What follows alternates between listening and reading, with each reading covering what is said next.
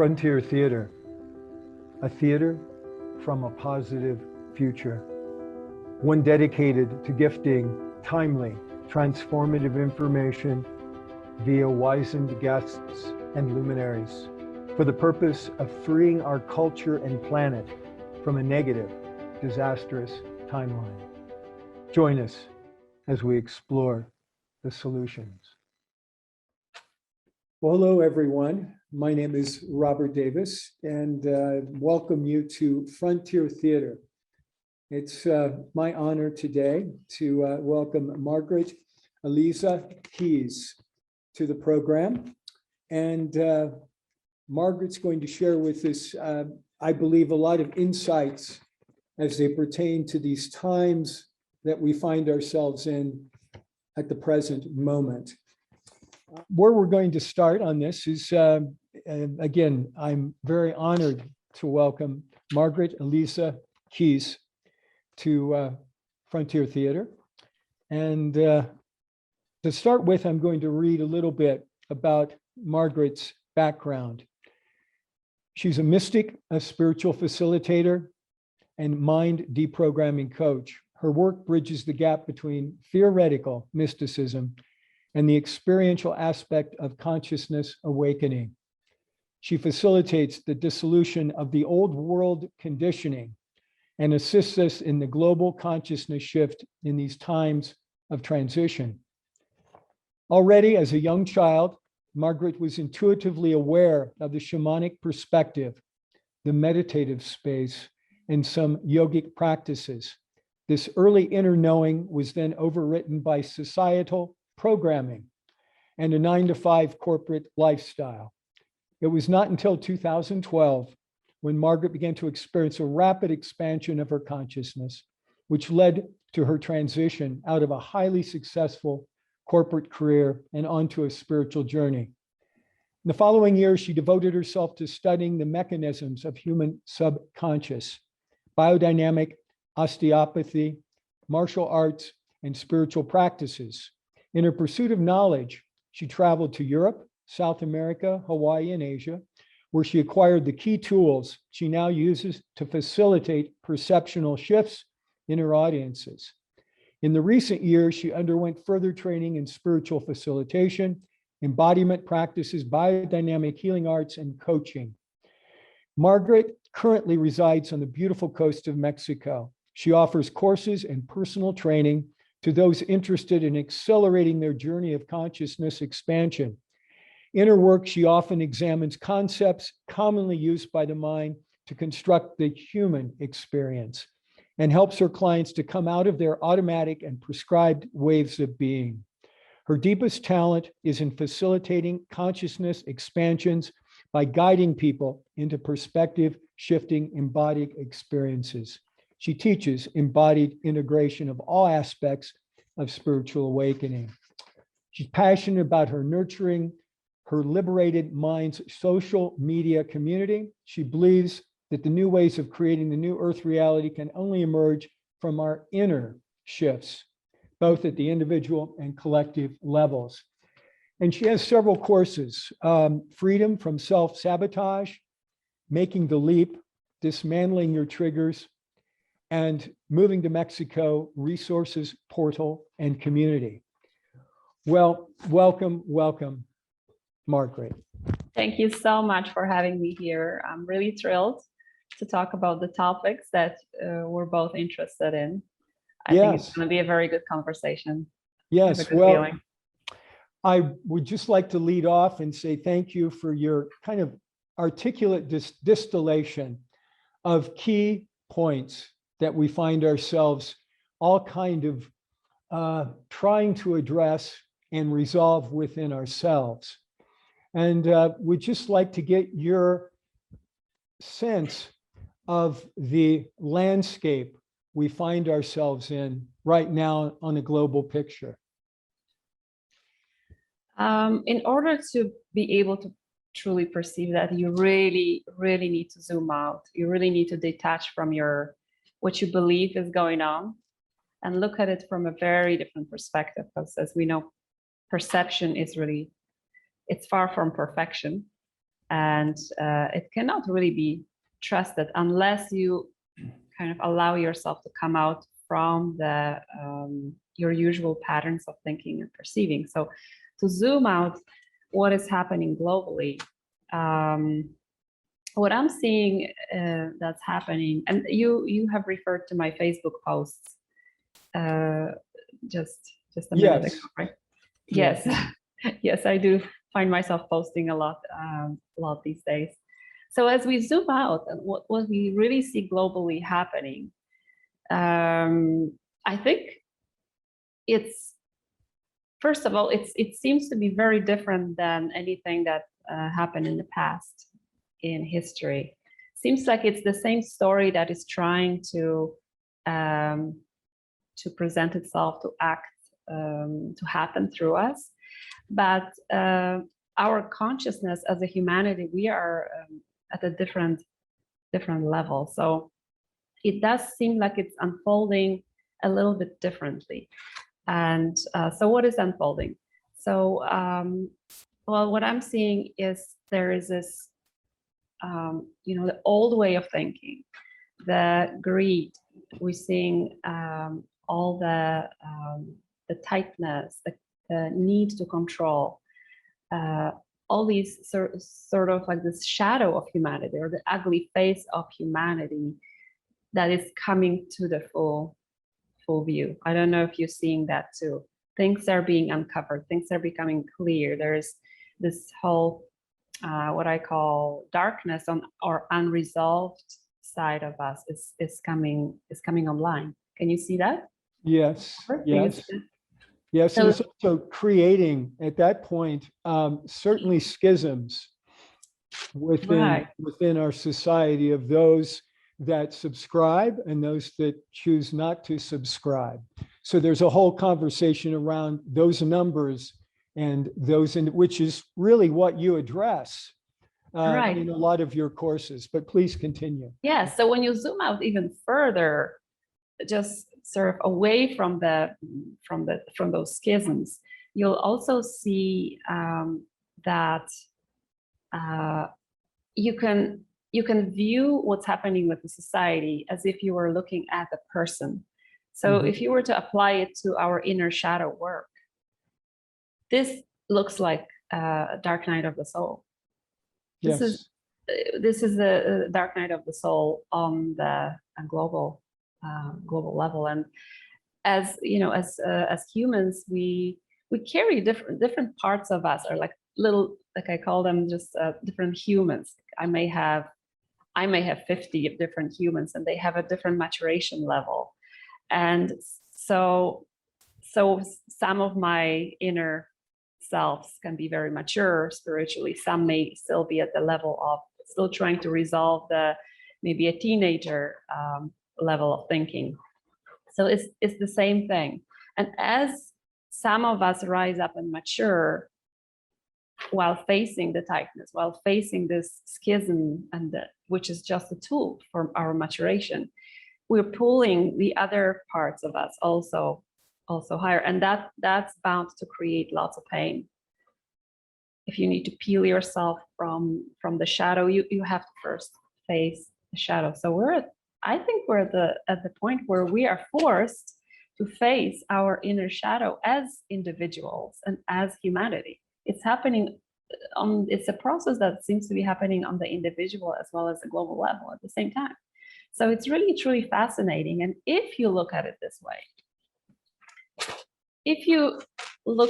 way, and don't get into too much detail, don't get pulled into too much detail and the drama of it, you'll see that there is an opportunity to really rise up with everybody else, while resistance will create pain, of course.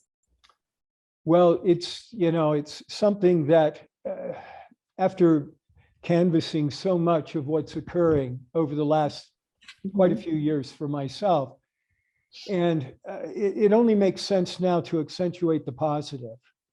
There's a lot of potential finger pointing and so forth, but we really don't have time. to play with blaming somebody for this or that. It's really accentuating the positive.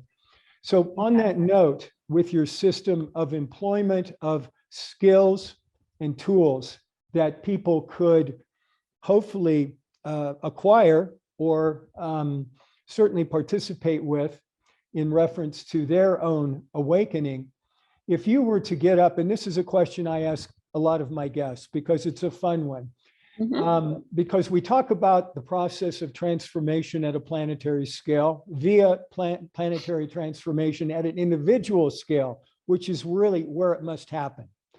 So if we were to get up, if you were to get up in the morning and walk outside and look at the world in the context of all of your tools having been employed and all of the people that you're working with have instantly acquired the understanding that you're hoping they understand. What does the world look like around you in the sense of existence as we now know it? And I ask this question because of the modeling, to look at a model. How do we look at the economic element of a planetary transformation? How do we look at all the social elements of how people get along in a world right now with so many karmic types, so many planetary types of people? How does all of that meld into your vision of your day and the people around you and what they're doing and how they're perceiving?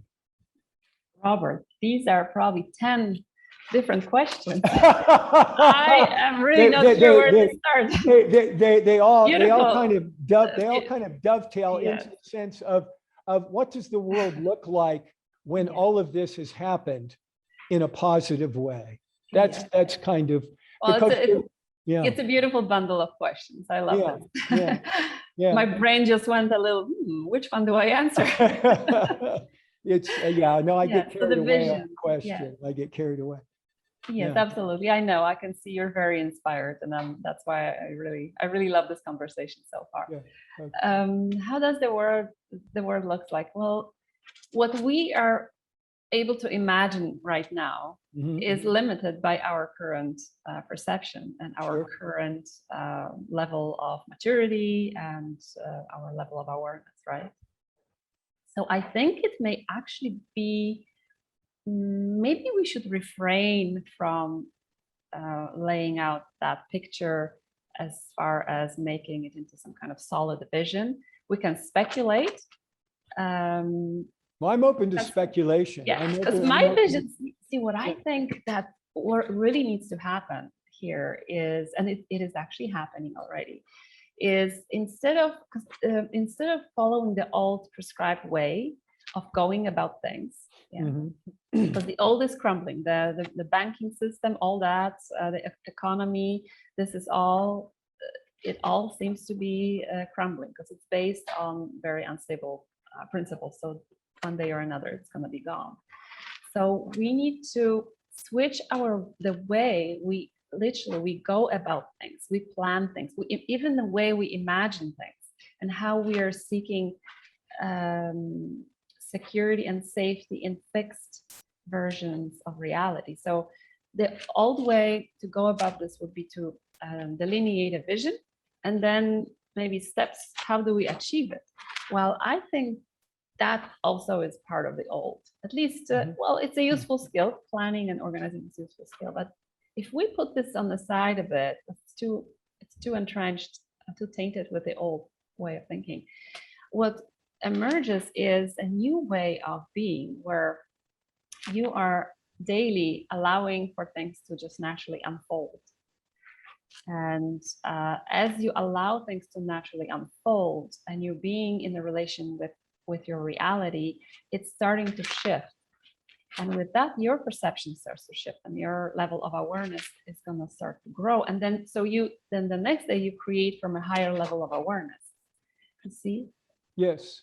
So it all boils down to being. How are we being? And for me to speculate, it would be hard, but what I can do is I can just say, let's talk about what would happen if we remove the staples of society, such as, like I mentioned before, removing greed, removing a sense of lack. That's a huge one, right?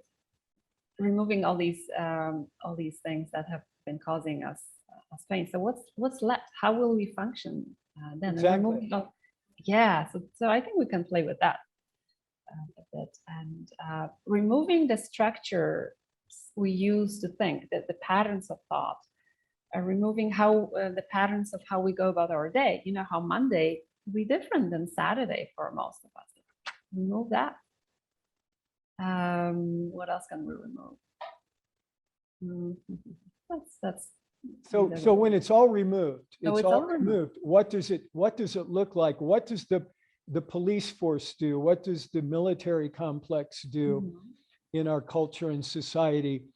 Is it going to be something that's going to be a continuum of, as you said, the old into something new, or does it really require a quantum cosmic consciousness to basically befall humankind at this time to accelerate? And it's, you can see, I mean, the animal kingdom and the plant kingdom, they're all elevating as we are elevating right now, because Right. there is a wholesale elevation. Now, whether it's due to trailing of a Satya Yuga in the classic India sense, are we in a Dwapara Yuga? Are we in a Treta Yuga? Where are we in the cosmic sense, where the consciousness that we're talking about is gifted at the Satya Yuga or golden phase, when we're more in alignment with the galactic center, so to speak? Or are we really just kind of working back here in the trenches? And, it's going to be thousands of years before we reach a point of what we're discussing right now. Mhm. Yes, I think, well, it can happen very fast, Mhm. where if the society crumbles, if your societal structures crumble, it's going to be havoc, because most of us are not ready to function, to carry the responsibility for self. Most of us are still looking for that outside authority to tell us what to do. So this is going to be maybe tricky. We may, if that happens, then we may come to very fast maturation. It may be very painful, or as you said, over thousands and thousands of years. But getting back to your previous question, Mhm. so what will happen to police and military? Well, will you really need police and military if you have that sense of lack and greed eliminated? Then what is Certainly. there to fight for? There's everything is in that, it may seem a little utopian right now, but True. we can really share whatever we have available here on this planet, and live in harmony. And look at, there's already communities that do that. There are small groups of people that in Mexico, and also I know one in Canada, Sure. that have already organized themselves using that model, not because they planned to use that model, but it's because it's a group of like-minded people, and this is how they want to live, and this is how they live. So they do Mhm. still have some dependency with the what I call the matrix, or the outside world, Sure. but they're actually they are living that way, where things are shared, where vegetable garden is, one person grows cucumbers, the other person likes to take care of tomatoes, and there's a constant sharing of ideas and of goods, and nobody's counting. Yeah. That's what's important thing. When I went to visit there, I was really surprised. Oh, nobody's counting how many cucumbers are in this. Nobody's keeping track of anything. Everything is freely given. Certainly. And there was this interesting story. So I was visiting a friend of mine in that community one day, and I remember we went to see my friends at another house.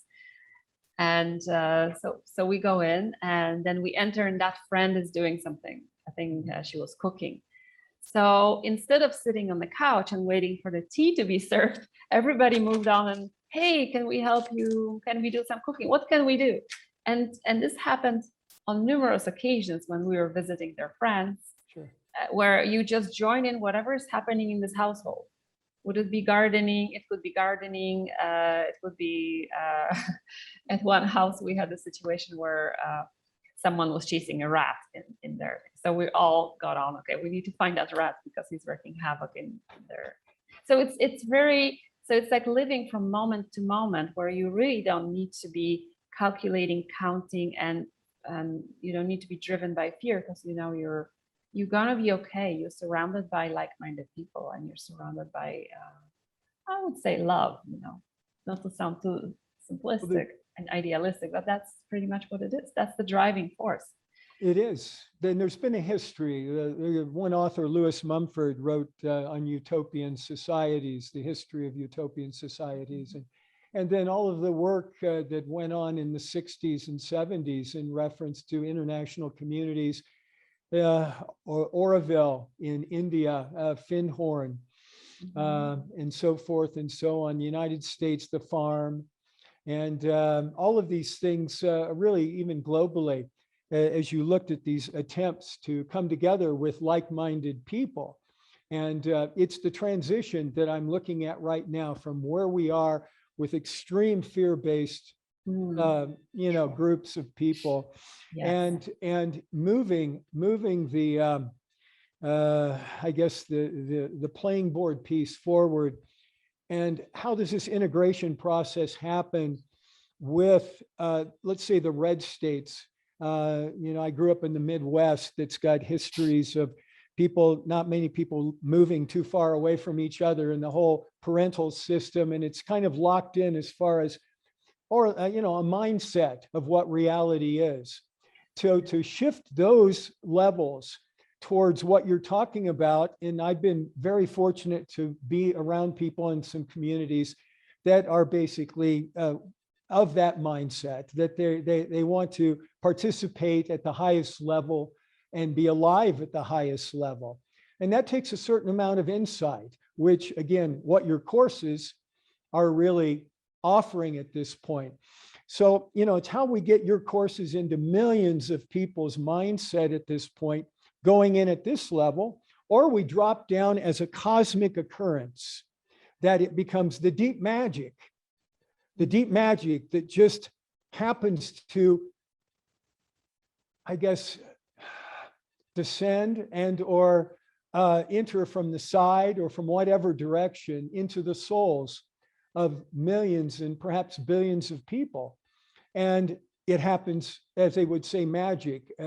The future they look at in physics as being viewed as magic. So this is really what we're talking about, tapping something. So we got a couple of levels here and probably a combination of both that are going to be needed. The tool sets as well as the divine grace of a widespread gifting upon humanity of consciousness that will allow us to view the sacredness of life above anything else. Life is so sacred, so magical, and it's not understood to be so by so many people. With that as a set point, I think that we'll be able to have a chance at a very short timeline in turning the planet around.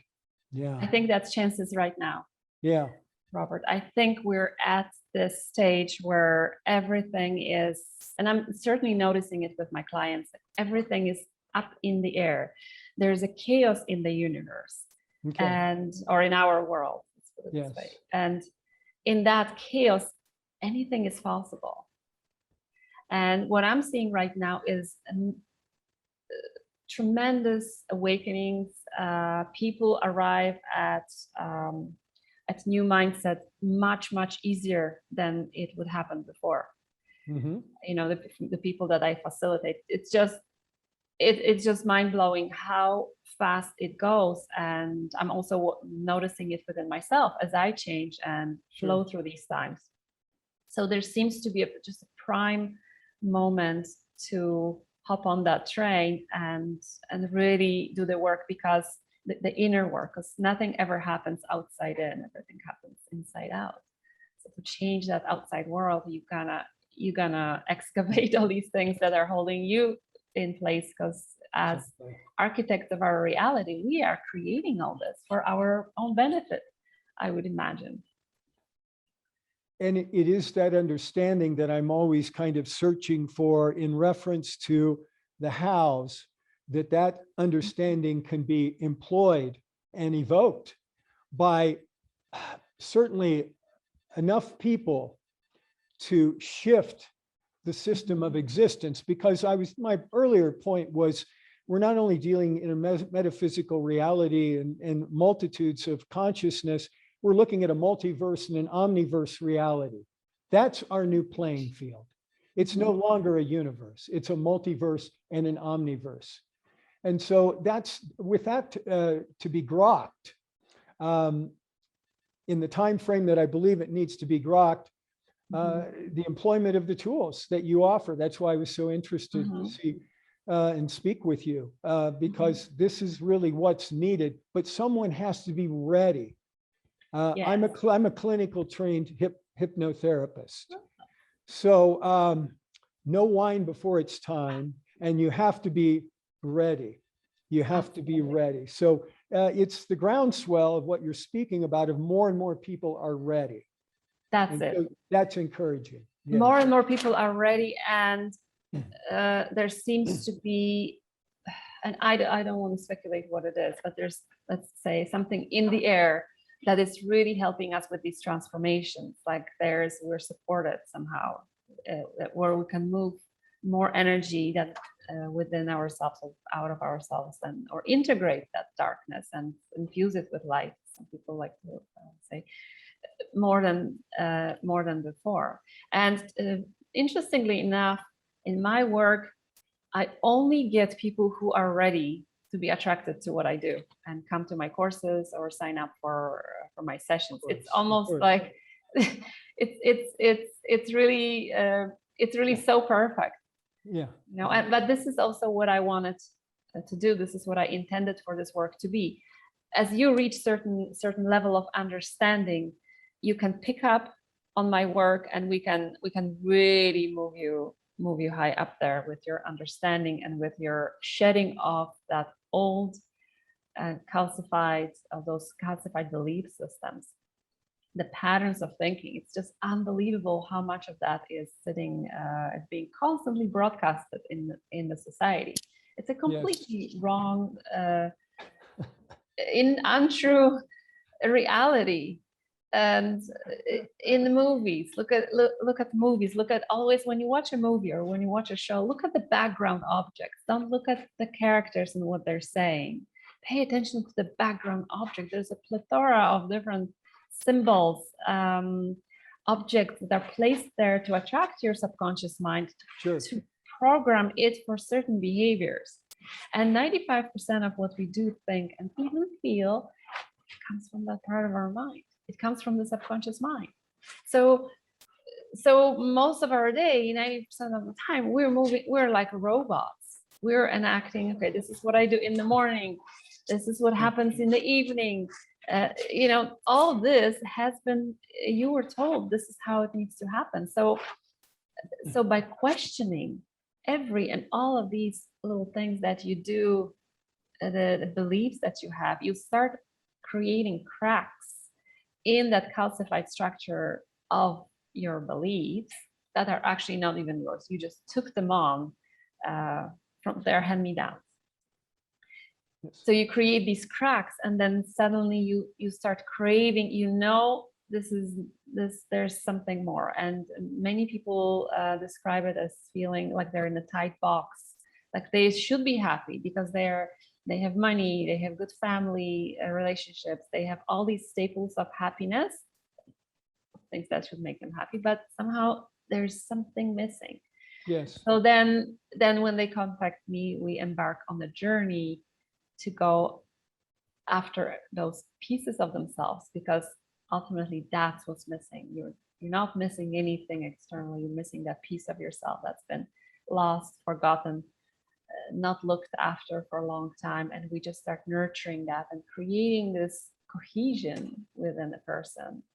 And then as that cohesion starts coming online, those old structures that played a role of support, of supplying person with a sense of safety, they are not needed anymore. So it's like crutches that you can certainly let go of, and you can start walking by yourself. And as you do your walking, you walk in the direction that you wish to walk. And that's always my wish for every person who works with me. What is it that you desire? What is it that you want? And then we look at all those limiting beliefs that have been given to them, and we just disarm them one by one. And I'm telling you, with addictions, it takes 2 weeks. It never took me longer than 2 weeks to help a person, because I'm a facilitator. I'm not doing it for them. I would never do that. It takes 2 weeks to neutralize alcohol addiction, weed addiction, shopaholism. These are just symptoms that became habits, that became entrenched, and then there's a belief on top of I'm an alcoholic. I don't even touch that topic when I talk to people. Somebody comes in and says, by the way, I smoke weed every day, and I get myself high every day, and it just doesn't feel good. It impairs me too much. We don't even talk about this because all this it's just a crutch for them at this time that they're using because of the inner pain, inner suffering that's happening. And getting back to your question, how is it? How are we going to get there? How are we? What is the vehicle of this transformation? I think the pain is going to take us there. That's what happens when you feel a pain in your body. You pay attention. You immediately pay attention. You sort of tune everything else out and pay attention. So with the current times, the frictions, the fighting, fear especially, it's causing so much pressure.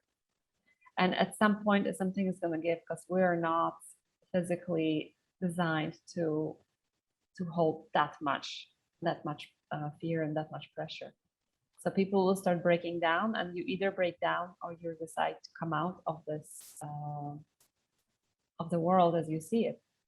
Yes. Well, 21 of the last 23 civilizations didn't quite make the change, as far as existence on the planet. And Were there 21?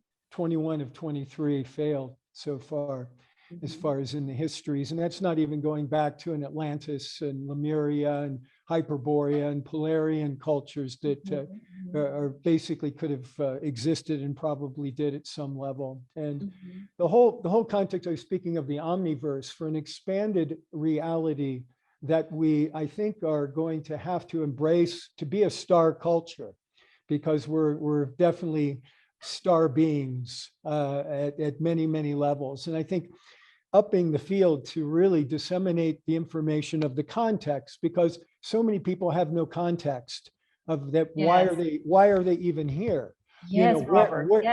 Where are Absolutely. they? That's been done. I think this has been done to us on purpose, to keep us down, to help us buy into the reality that is being constantly broadcasted to us by the various institutions, educational institutions, the health system, the political system, the TV. All that is broadcasting a certain version of reality that is untruth. And if you knew who you were, if you knew your powers, if you knew you were the architect of your reality, would you really listen to these people? Well, that's the existence, also the dimensions in which we live. Many, many dimensions we exist in, and we're physically alive in one that really does require, to some degree, of base chakra survival. So, so many people are cast into that. And, we're talking about, your course material and really the wisdom there in reference to how it's presented. And then we flash on your audience, I start to think about inner city families. I start to think about other countries, the Haitians that are lined up at the border, down in Mexico. And, these people, so many people to be inclusive into this process of transformation. Everybody's included. Everybody's Exactly. always going to, those people stuck at the US-Mexican border are creating something for you. Your perception of them is for you to further deepen your understanding of this world. Yes. It's all for you. They are all for us. We are for them. Yes. So this is how we teach each other. Well, that's the thing as far as that message and what's happening in India with, anyway, so many different cultures on the planet to uplift into the commonality of who and what we are. So that's, that's the kind of the task and the grace at hand at the same time. And so many teachers, again, such as yourself, that are offering tools and information and pathways, as to how we can achieve that. And it's just something for me to try to visualize the realities once they've happened, once this transformation is underway. How does the world look? Because I think people, for my sake, they want it to change, but the vision of how it's going to change is not there. So it's not as propelling to go to a plant-based diet, for instance, plant or something that the physical fitness, their nutrition, all the things that really need to be embraced as we move forward. And so this is, that's what I'm always looking at. How can we ensure that people are taken care of at the highest octave in this transition?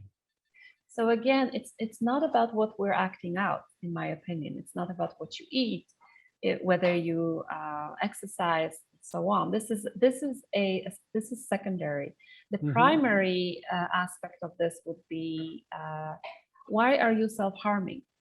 We are a culture of self-harm. We constantly perpetuate self-harm. The idea of celebrating a success is to put neurotoxins inside of your body. That's our society. Every day we drink coffee that is collapsing on some level, it's collapsing our awareness. So we are in a society of self-harming people, where we learn from looking at our parents as we grow up, and then looking at the society, and self-harm is normalized. So when it becomes really painful for you to continue doing this, and and our bodies hold that knowledge, our bodies hold that original blueprint of what is health, what feels good. The body will always send you that message. You're off. It feels uncomfortable. And then you'll reach that level of discomfort where it's unbearable. And that's when the journey begins. That's the best part of the journey. And that's what we're actually starting to reach on this level, on the global level, right? This unbearable pain, unbearable stress, lots of fear, something's gonna give. We're doing it. We're doing it together. So and then from there, as you transform out of that, and you decide, okay, so what needs to happen here? I need to become responsible for myself. I need to stop outsourcing my health or taking the pill to get rid of a symptom. This is not self-care. As you heal, you switch from self-harm to self-loving. And I think this is that division that you talked about between people right now. These are the people who are for this, and these people are against this. And the difference is these people are self-harming, and these people are self-loving. And as that self-love grows, then you pick better food for yourself, because your body is going to tell you what works for you and what doesn't. And then you want to move because it just feels good. And then you just go by what feels good. Yes. And so it has to happen. It's probably going to spark up in us from that inner pain of centuries, millennia of self-abuse. yes, it goes back away at this point in time. Yeah, and I feel It's- like, I read recently, and it seems like this is also what seems to be happening in my reality. We carry experiences of our ancestors Mm. in our genetic code. It seems to me that this may be an interesting proposition to consider.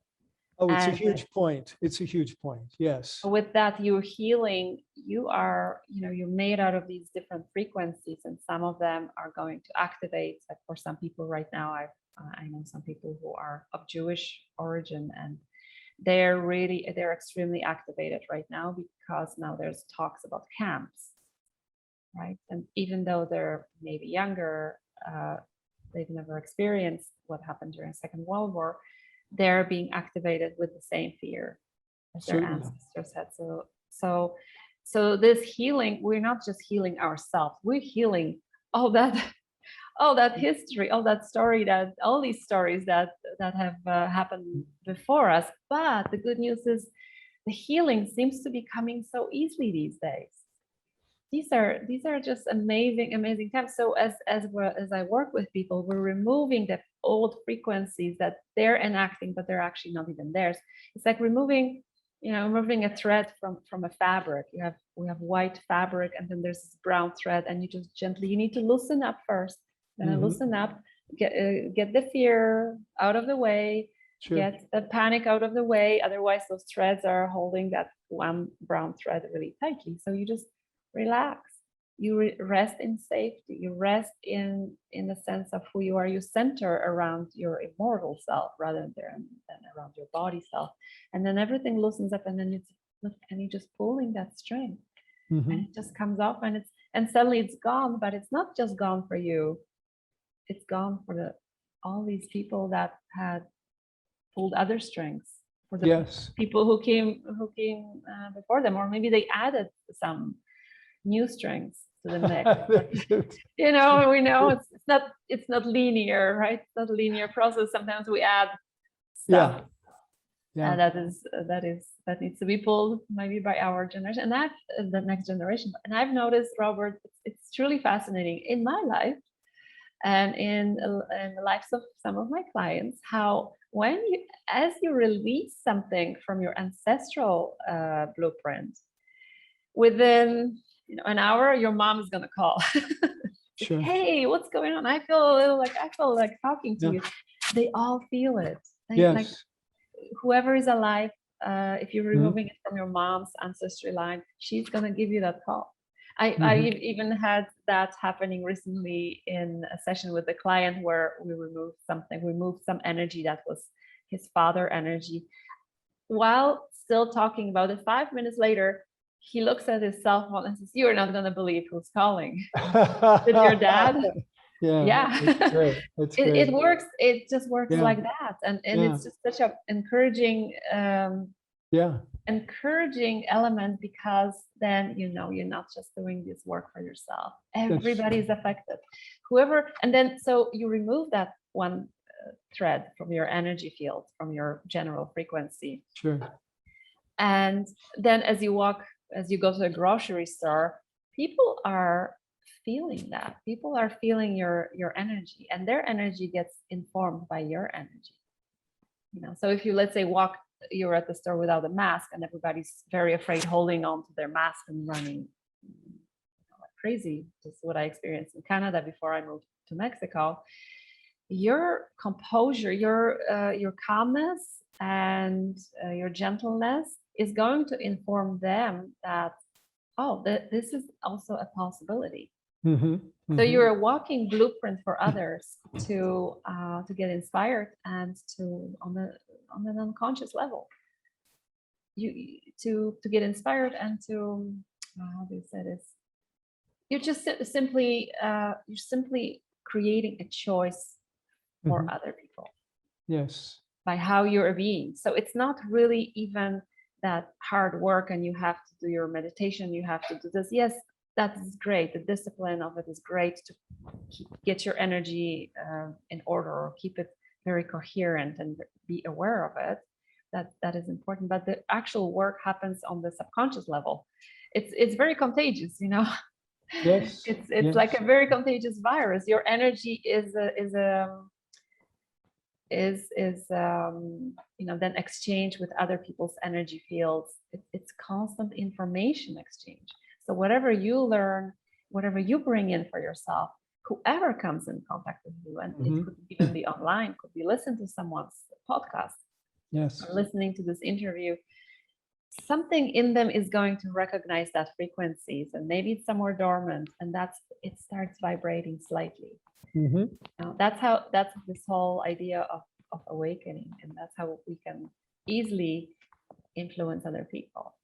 Well, I think that the term virus is very appropriate at some level for the phenomenon, and I think we're in seemingly viral times, or not viral times, or whatever times we're in. But it comes down to that transmission. That's kind of the divine grace embodiment of how I would see this process being facilitated person to person. And so that's a great visualization. I also wanted to bring up a trauma, which I think is probably key to a lot of the so-called elements of the human psyche, is birth trauma.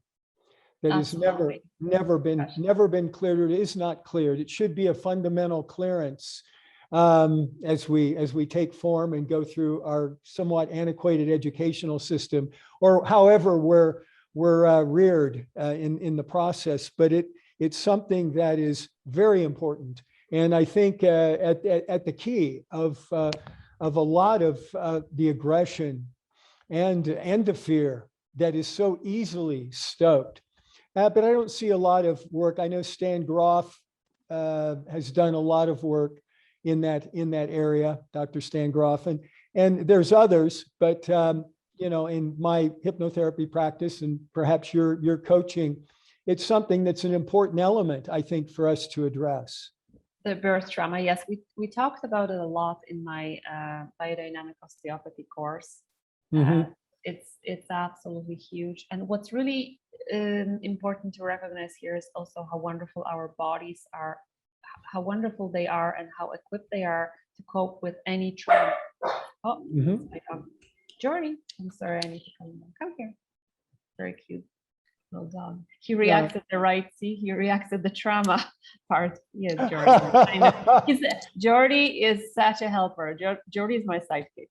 I've got a cat called Zia, and she's also, you know, very, very dear in that way. Yeah. Yeah. He just reacts. He's so in tune. He reacts to the very well during sessions. When I have sessions, like, okay, Jordy says, well, listen to Jordy. Yeah, that's great. He just has something important to say here. Yeah, he's just amazing.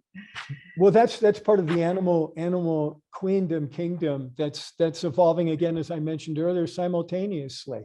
You can see it everywhere in the media that there's so much life force in communication with humans now, with a lot of different forms of life on the planet. That I think we're just becoming more open to all that. Oh, and we are too. We're ascending.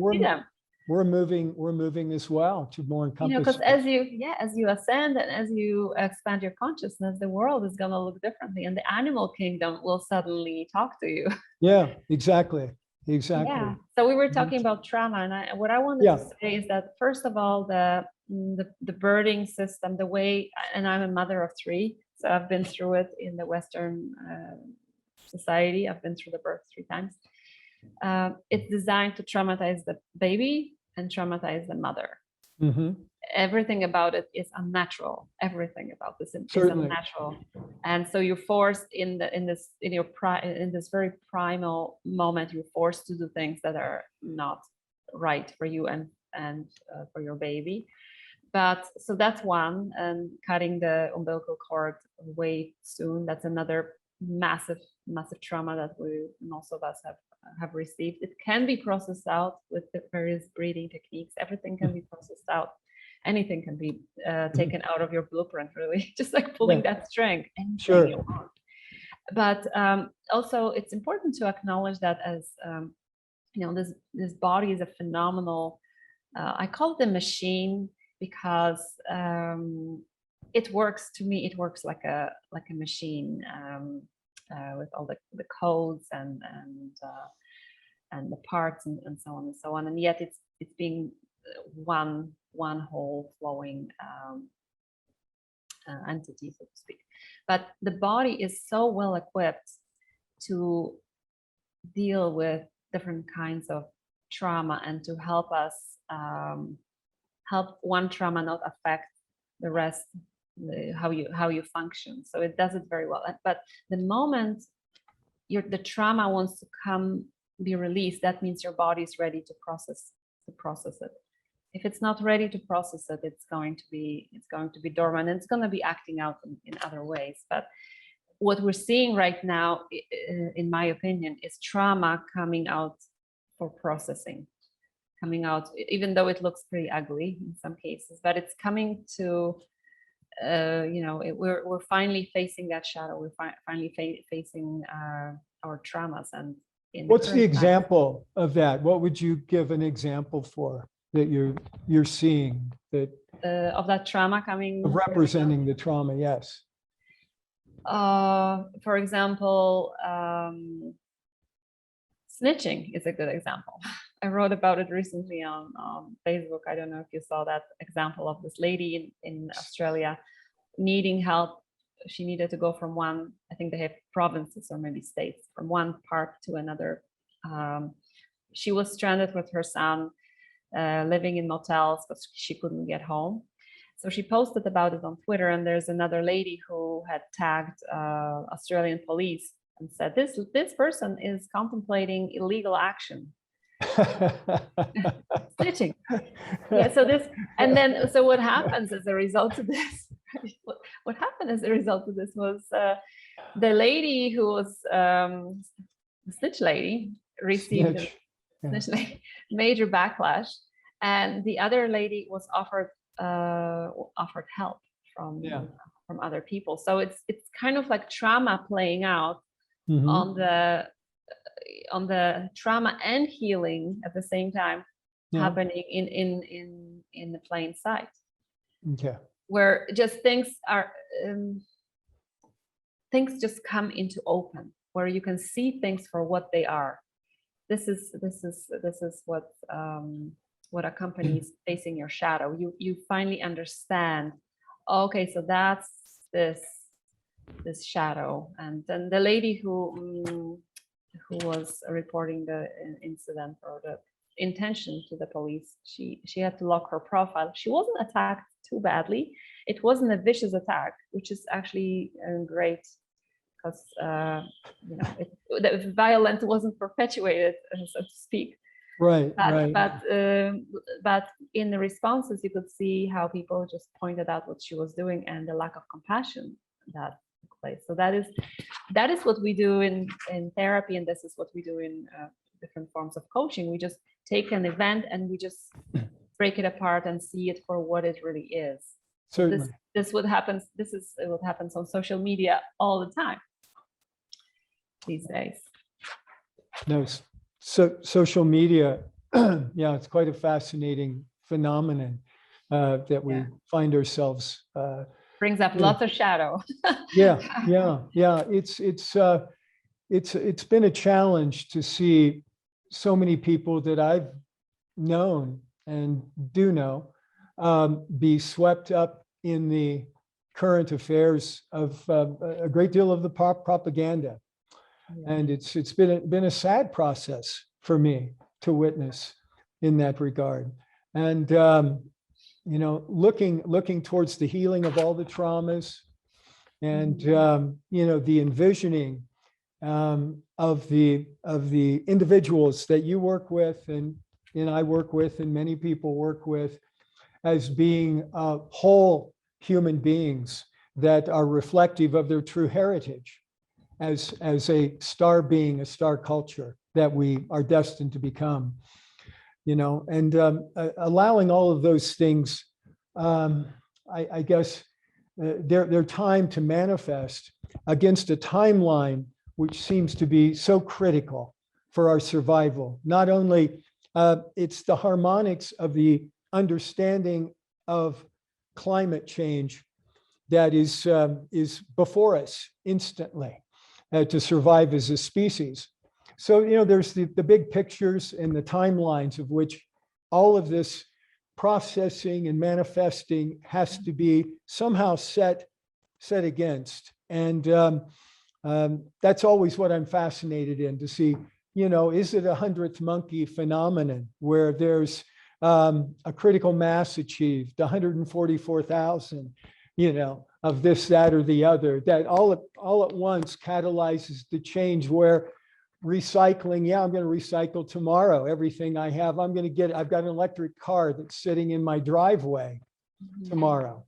My job that I was working at, I've now become a philosopher, or I'm still working at the job, but seeing it totally different than I ever saw it before. So these are the things that I'm looking at, almost the instantaneous need for, in order to somehow navigate what is before us as the basic existence of our survival. So it's interesting to look at all of these elements together and cast it to deep magic, as it'll all work out however it's supposed to, or being a planner, as I am at some level, and looking at past, present, and potential futures. I'm always looking at how we may get there,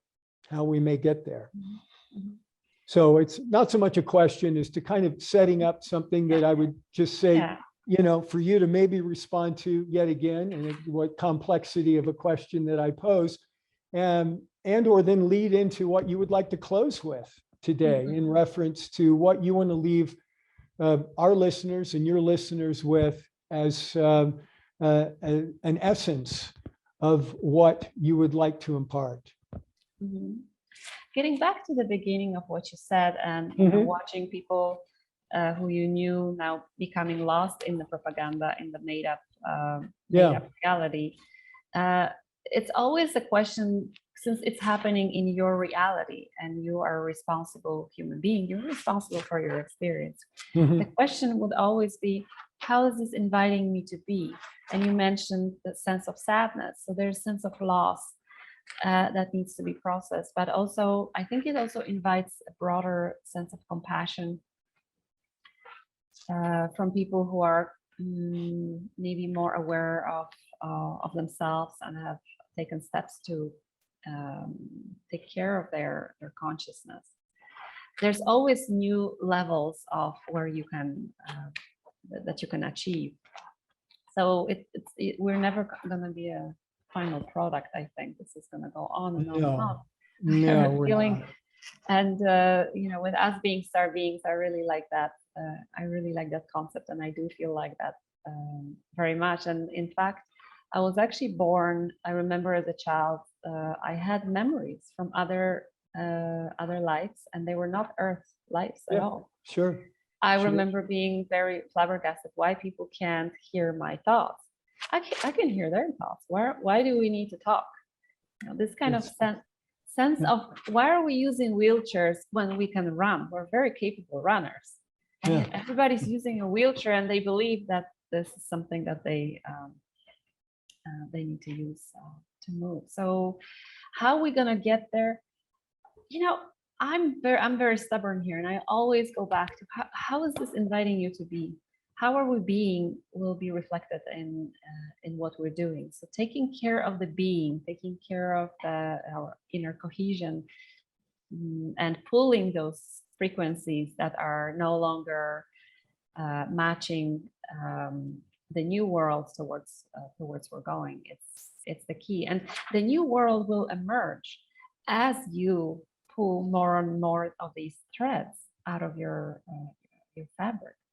And that's what it's going to be. That's the blueprint for the new world. So it depends on us how many of these threads are we going to eliminate greed? Are we going to eliminate self-abuse? And with each of these threads, there is a new new world that will emerge. I'm just wondering if trying to put it in a more kind of like a conclusion. There's just so much to talk about, and the longer we talk, the more the more my mind gets stirred, and the more I have to say. And you have this very interesting perspective with the omniverse and the universe and all that. That's another huge rabbit hole that we could probably talk about It's a for major. hours. It's a major rabbit hole. It's just a fascinating, Yes. and they're talking about death and talking about, the process of existence, in our limitations, but our ability to expand again. I call the playing field, so that our context, embraces, the spiritual elements as well as the extraterrestrial elements of all of our friends and neighbors that Another rabbit hole. that Huge have that have shepherded us along, or served as Right. shepherds, at certain processes. And all of that's information to a new history that really, in an educational context, needs to be, I think, continuously updated and offered to people as a starting ground to, what was there in Atlantis, Lemuria? Where's the extraterrestrial intervention as far as the structure and who we are as a physical being? That's the thing. I think this is exactly the center of this, what needs to become our exploration. Who are we? Yes. And who we are, we don't really need to wait for all the disclosures, although they're really coming now as everything else is getting revealed. It's all encoded within. Yes. You really, the real knowledge is it's encoded inside of us. We have books and books and books of knowledge within, and all the instruction is there. So it's to allow this to start working for you, start being uncovered by you. And it's not going to come maybe in the form of information as much as in the form of knowing, in the form of bewilderment at what's being told on the news, as this is so strange, this is even funny, what are they trying to tell us who we are? Because inside you've unlocked that inner knowing, and nothing is going to override it. Once this is unlocked, you have the plan within you, the plan for the new world, the plan for for you're gonna eat for breakfast, or maybe you decide not to eat because maybe needing to eat is also a belief system. So I know people who experiment with that, and I've went through a period of time when I really didn't need to eat. Certainly, intermittent fasting is probably a good idea. So it all boils down to inner exploration, because that's where the knowledge is, and that's where the blueprint for the new world is. Have you ever, go ahead. No, I was going to say Juliet Carter is a person I'm sure you are maybe familiar with, or to look up Juliet Carter. She's got, basically. Oh yes, Juliet Carter. Yes. I love her writing. Which is the blueprint concept and the templates basically for alignment and the sun, the sun with light, and that process, which is anyway very, very evocative as a system. But in speaking with the blueprint, right, but it's again, she's offering an external tool to awaken that knowledge that is already within you.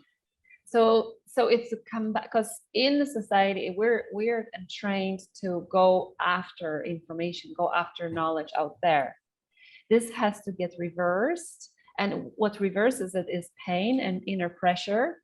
When we need to resolve it, but it's our pain and nothing else is helping. So we're going within, dark night of the soul, and then you retrieve a part of the knowledge, the blueprint that you have, and then you can explode into a different sense of being. And out of that being come your decisions. Yes. Then you create something else. You're creating a different world. All together now.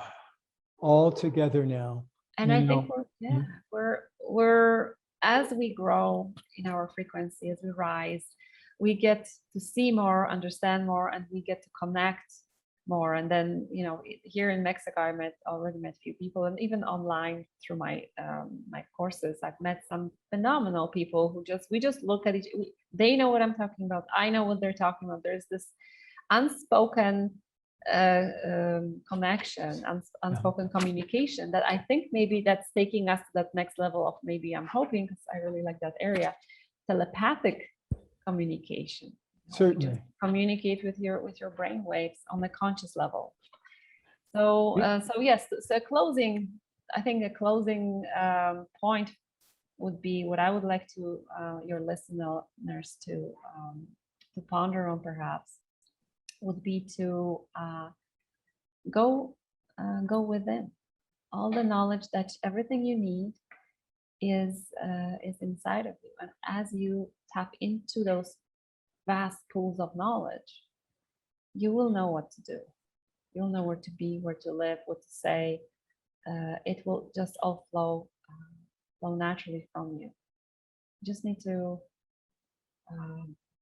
allow a little bit of doubt to enter your current belief systems, and that will naturally take you within. Well, may it be so. May it be so. So everyone, I want to thank Margaret Keays for being with us today and sharing with us her insights as to how and why, and the maybes to a